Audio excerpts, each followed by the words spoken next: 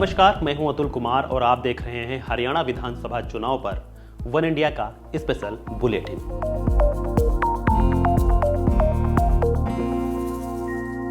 दो 2024 की विधानसभा की रेस में मैनिफेस्टो वार छिड़ गया है। प्रदेश की दोनों प्रमुख पार्टियां बीजेपी और कांग्रेस अपना चुनावी घोषणा पत्र जारी कर चुकी हैं।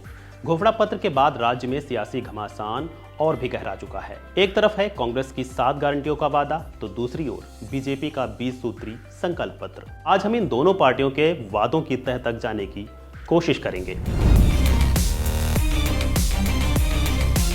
10 अत्याधुनिक यानी मोस्ट मॉडर्न इंडस्ट्रियल शहर बनाए जाएंगे। चुनावों का मतलब सिर्फ मतदान नहीं होता, ये उन वादों पर भरोसा करने का समय होता है जो पार्टियां करती हैं। कांग्रेस ने हरियाणा में 18 से 60 साल तक की महिलाओं को हर महीने 2000 रुपए देने का वादा किया। इसके साथ ही 500 रुपए में एलपीजी सिलेंडर, 300 यूनिट फ्री बिजली और 25 लाख रुपए तक का मुफ्त इलाज। घोषणा तो कर दिया, लेकिन सवाल यह है कि क्या यह सब वादे सच में पूरे हो सकते हैं? चलिए करते हैं पूर्व के चुनावों में किए गए कांग्रेस के वादे का रियलिटी चेक और इसके लिए हम आपको लिए चलते हैं हिमाचल प्रदेश।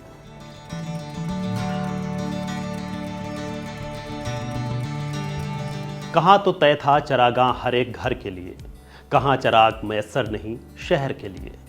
हिमाचल प्रदेश में चुनाव हुए अभी मुश्किल से 2 साल ही बीते हैं और कांग्रेस के वादों का लिहाफ उतरने लगा है। प्रदेश के 5 लाख युवाओं को नौकरी, हर घर को 300 यूनिट फ्री बिजली और हर महिला को 2000 रुपये पेंशन देने का वादा किया गया था।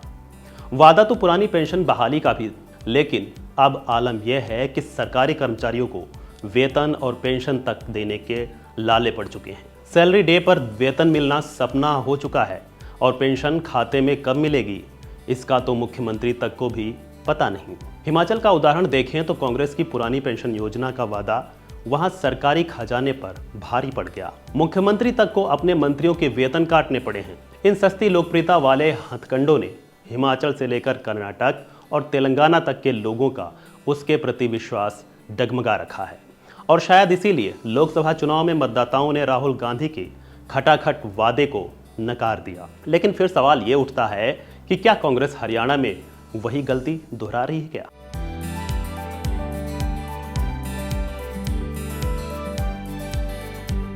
हालांकि चुनावी वादों की हकीकत जनता भी समझती है, लेकिन सवाल यह है कि कौन सी पार्टी सच्चाई के करीब है। बीजेपी ने जिन योजनाओं का वादा किया है उनमें एक रोड मैप है, जबकि कांग्रेस के वादे हिमाचल और कर्नाटक जैसी जगहों पर वित्तीय संकट लेकर आए हैं। फ्री बीज का बोझ राजकोष पर ही पड़ता है, लेकिन लोक कल्याणकारी राज्य में समावेशी विकास के लिए यह भी एक जरूरी कदम हो जाता है।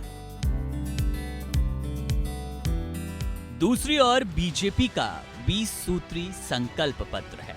महिलाओं के लिए लाडो लक्ष्मी योजना के तहत 2100 रुपए प्रति माह, 500 रुपए में एलपीजी सिलेंडर और अव्वल बालिका योजना के तहत कॉलेज में पढ़ने वाली ग्रामीण छात्राओं को स्कूटर देने का वादा किया गया।